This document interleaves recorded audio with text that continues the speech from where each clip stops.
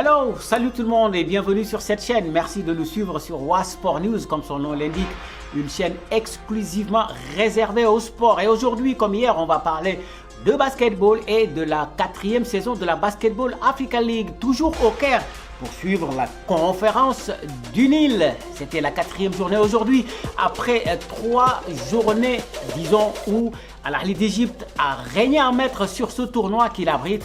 Et maintenant, la conférence qui devient de plus en plus passionnante avec plein de surprises à l'issue de la 4e journée qui marquait justement la phase retour de ce tournoi. Tenez-vous bien, Al Ahly qui paraissait si intenable, si injouable dans son tournoi, entre guillemets bien sûr, a chuté pour la première fois face à une équipe que personne n'attendait. Il s'agit de City Oilers de l'Ouganda avec un énorme Haman Malouache, auteur de 27 points et 16 rebonds s'il vous plaît. Meilleur marqueur et sans doute le MVP de ce match qui relance tout dans cette conférence du. Après 3 défaites d'affilée, il fallait réagir parce qu'une 4e défaite les aurait probablement condamnés à l'élimination vu que derrière, les autres équipes ont déjà réussi à marquer des points. Et là c'était un peu le match catastrophe pour l'équipe d'Al Ahly, les champions en titre qui ont été secoués comme jamais. Déjà contre Bangui SC lors de la 3e journée, ils avaient été largement secoués, même s'ils se sont imposés par 5 points d'écart. On sentait un peu de fatigue dans cette équipe, mais comme généralement la première mi-temps parfois c'était un peu serré, mais en deuxième période c'est souvent là qu'ils faisaient la différence, surtout dans le money time avec Amine qui est très adroit au shoot à 3 points, mais aujourd'hui c'était un jour sans pour cette équipe. Bon, ce serait trop dire de dire un jour sans. Ils ont été battus par un tout petit point d'écart, 82-81, mais c'était suffisant pour l'équipe ougandaise pour se relancer dans ce tournoi et surtout relancer les débats dans la course pour la qualification au play-off. City Oilers qui jusqu'ici, je le disais, était la seule équipe dans cette conférence à n'avoir pas inscrit la moindre victoire dans cette journée, seulement 3 points. Puisque une défaite est comptabilisée comme 1 point, une victoire 2 points, mais finalement ils vont devoir se resserrer davantage la ceinture pour aller pourquoi pas bouleverser tout le classement actuellement, puisqu'il reste encore bon dernier avec seulement une victoire derrière, juste derrière Bangui Sporting Club. Bangui qui a créé également la sensation. On les sentait monter en puissance après leur défaite initiale face à Al Ahly de Benghazi. Ils se sont imposés donc contre City Oilers et finalement la défaite surtout contre les champions en titre Al Ahly du Caire a été pleine d'enseignements pour cette équipe qui a montré quand même qu'elle avait du caractère et des joueurs assez talentueux pour aller, pourquoi pas, chercher cette qualification directe pour le Final 8 qui se jouera à Kigali au Rwanda comme d'habitude. Et bien, c'était un match aux allures de revanche face à Al Ahly Benghazi et il fallait juste s'y attendre.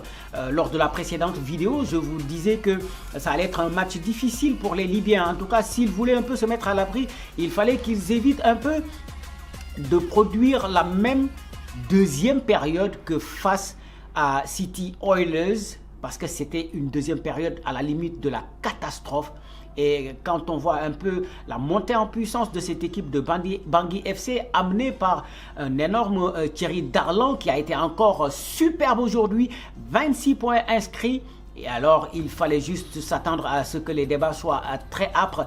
Et heureusement pour eux, parce que ça a été très chaud en fin de match avec notamment des décisions très contestées. Vous allez tout à l'heure suivre la réaction de Solo Diabaté justement sur l'arbitrage. Mais en tout cas, à la fin du match a été très tendu puisque l'équipe de Bangui a mené pendant le match jusqu'à 19 points d'écart et à la fin le match s'est terminé par 3 points d'écart, 96 à 93. C'est dire un peu le genre de match auquel on a eu droit dans cette 4e journée entre ces deux équipes. Maintenant il va falloir remettre les idées en place pour bien entrer dans la 5e journée. Ce jeudi est jour de repos, donc les joueurs ont une journée pour récupérer et enfin pour reprendre la compétition vendredi. Et je le disais tout à l'heure au niveau des réactions, il y a une réaction qui m'a le plus marqué, c'est bien sûr celle de Solo Diabaté qui, bien que fair play en félicitant l'équipe de Bangui SC, n'a pas été du tout content de l'arbitrage, tout comme un peu, disons, l'équipe libyenne. Donc, suivons ces quelques réactions et également celle de l'entraîneur de Bangui SC. Après, on revient pour vous parler du programme de vendredi et puis de se dire au revoir. Regardez. On s'attendait à ça. On sait que Bangui, ils essayaient de gagner ce match-là pour essayer d'avoir une chance pour se qualifier. Et nous aussi, on voulait boucler la seconde place aujourd'hui.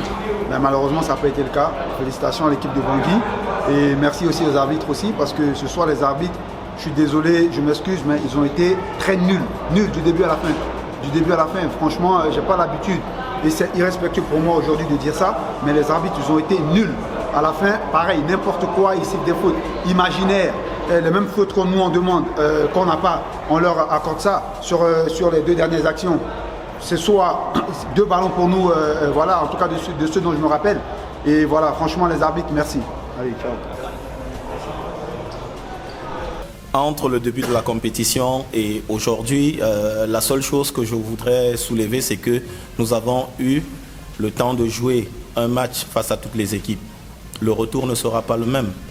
Nous avons essayé de remettre tout le groupe vers le même objectif. Nous nous sommes reconcentrés et nous échangeons beaucoup. Nous avons à cœur également d'être présents à Kigali pour les Final Four. Je pense que c'est plus l'esprit de famille, l'esprit de coopération, l'esprit de confiance et la bonne humeur que ceux qui sont de l'autre côté apportent, notamment Thierry Darlan, Kurt, Billy et tout le monde, tous ces jeunes-là. Donc nous ne pouvons que les accompagner et à travers cette victoire aujourd'hui, nous pensons que nous allons essayer de nous améliorer davantage pour aborder le match contre les Ougandais et les Égyptiens. Et oui, en tout cas, il va falloir bien compter sur cette équipe de Bangui SC qui, malgré son statut de novice dans cette Basketball Africa League, joue sans complexe et on a hâte d'être à leur match contre Al Ahly du Caire, mais vendredi, ce sera contre City Oilers. Là également, un match aux allures de revanche pour les Ougandais qui se sont relancés après leur victoire sur Al Ahly, le champion en titre. Donc, on peut s'attendre à un match âprement disputé dans la perspective de la qualification aux playoffs. Dans l'autre match, on aura le choc entre les 2 équipes qui sont présentées comme les favoris de cette conférence du Nil, à savoir Al Ahly du Caire et Al Ahly de Benghazi. À l'aller, les Égyptiens, comme je l'avais dit, l'avaient emporté, mais cette fois, c'est un autre scénario, comme les coachs avaient déjà averti que pour la première phase, c'était juste une phase qui permettait aux joueurs de se connaître parce qu'il y avait de nouveaux qui venaient d'arriver, il y avait de nouveaux coachs également qui venaient d'arriver, des schémas à mettre en place, des discours à faire rentrer dans les têtes des joueurs et finalement la mayonnaise qui commence à prendre, ce qui fait que, mais c'est ça aussi la passion du basket, hein. C'est ça la passion du basket. L'équipe dernière de conférence peut battre le leader. Et c'est tant mieux pour le spectacle. En tout cas, nous, on en redemande. Et on espère que la 5e journée sera aussi passionnante que la 4e et également que les 3 premières journées. Alors, je suis Wahani Johnson Sambour. On se donne rendez-vous vendredi pour une autre vidéo et revenir sur les résultats où on connaîtra peut-être les premiers qualifiés officiellement pour les playoffs prévus au Rwanda. Mais avant ça, n'oubliez pas qu'il y a la conférence du Sahara, la 3e, ce sera au Sénégal au mois de mars. Ciao, ciao!